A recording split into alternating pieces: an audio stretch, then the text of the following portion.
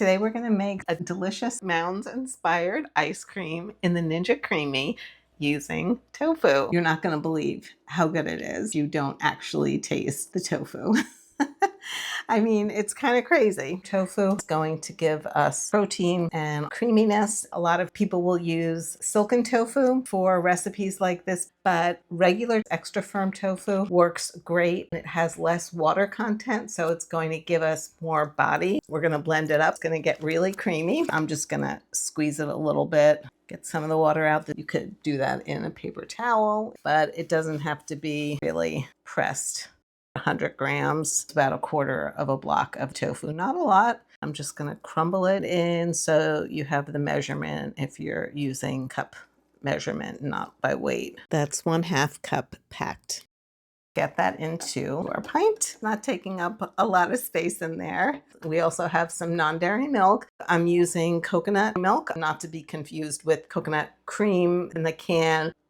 This is mostly water with some of the coconut, so it's lighter. We're using about a cup, 240 mils. Banana is just giving us the creaminess, and it also is going to contribute to some of the sweetness. But trust, it is not going to taste like banana. You want a ripe banana, but you don't want a super overripe banana because the sweeter the bananas get, the more banana flavor that comes through. 100 grams. So that's about a small to medium banana. Some salt always brings out all the flavors, especially in an ice cream. Flavors kind of get muted a little bit. 1/8 of a teaspoon in there. Let's do another pinch or two. All right. So that's a quarter of a teaspoon. Coconut extract is going to give us that coconut flavor without using heavy coconut cream. You don't really need a lot. A little is going to go a long way. You just have to trust me on that. Okay. Of course, always just a little bit of vanilla. Quarter cup, a quarter teaspoon. Did I say a quarter cup of the extract? If I did, it's a quarter teaspoon of the coconut extract and a quarter teaspoon of the vanilla extract. And then we have a sweetener. I'm going to use agave. I'm going to start with 2 tablespoons, 40 mils. You can totally adjust this to your taste. I might add a little bit of this sweetener as well, but I'm going to see how it tastes. Let's go ahead and blend. An immersion blender comes in super handy. You always want to taste it before you put it in the freezer. It's nice and thick, so I'm not going to add xanthan gum, which you'll see in a lot of recipes. And also because I put banana in here, you definitely don't want to add any gums.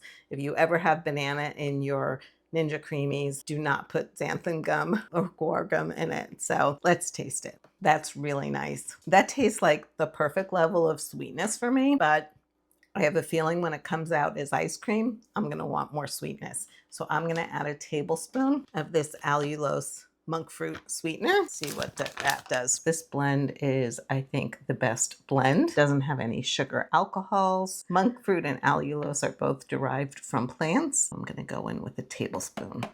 This one we can just stir in. It'll incorporate easily. And I actually might also put in a little bit more salt. I probably put in a total of a quarter of a teaspoon plus 1/8 of a teaspoon. So not like a half teaspoon, but a quarter-ish teaspoon.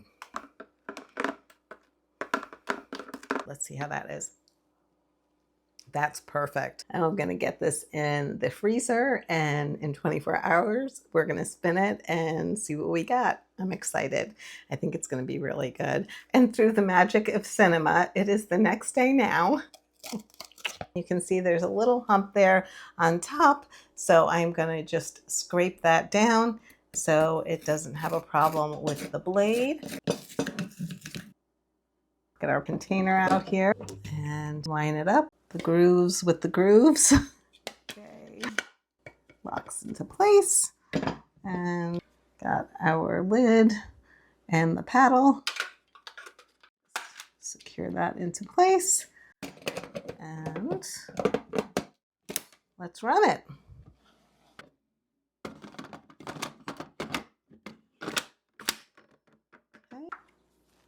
light up. We're gonna do a light ice cream here.